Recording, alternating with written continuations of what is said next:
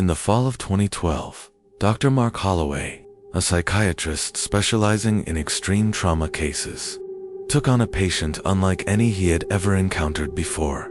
She was brought in by the police, a woman covered in dried blood, barefoot, and staring into nothingness. They found her standing in the middle of a deserted road at 3 a.m., unresponsive to questions, her clothes torn, her face expressionless. She didn't have an ID, she didn't speak, she didn't even blink when they checked her fingerprints. The results stunned them. She had been declared dead 3 years earlier. Her name was Claire Donovan, or at least, it had been. She was last seen in 2009, leaving her shift at a small bookstore in Denver. The night she disappeared, her car was found abandoned on a remote road leading into the mountains. Blood was found inside, too much for her to have survived. The case was ruled a homicide, though her body was never found. And yet, here she was, silent, unchanged, like she had never aged a single day. Dr. Holloway was assigned to her case, hoping to break through whatever psychological barrier had left her in a state of near catatonia. He tried everything: hypnosis, exposure therapy, even experimental treatments. But Claire never spoke. She only did one thing: she would write numbers.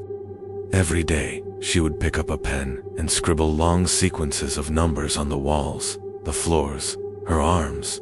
No words, no explanations, just numbers. At first, Holloway thought they were random, until he recognized a pattern. After running them through a database, the truth sent chills down his spine. They were dates and coordinates.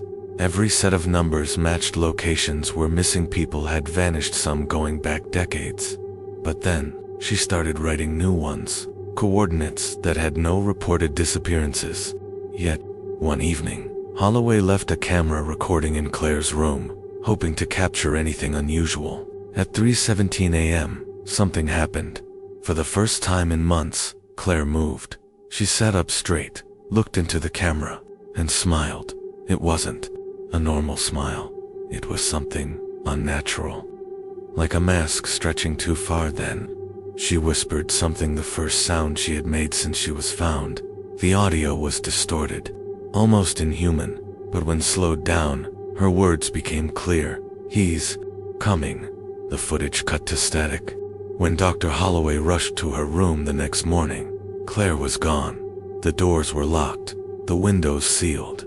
The security guards swore they hadn't seen anyone enter or leave. She had simply disappeared again. Days later, Holloway received a package with no return address. Inside was a single photograph. It was a picture of Claire, standing in a forest, staring directly at the camera.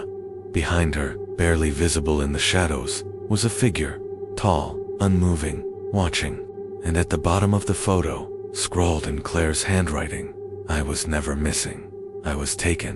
And now, it's your turn." Dr. Holloway quit his job the next day. To this day, no one knows where Claire Donovan is, or who or what had taken her.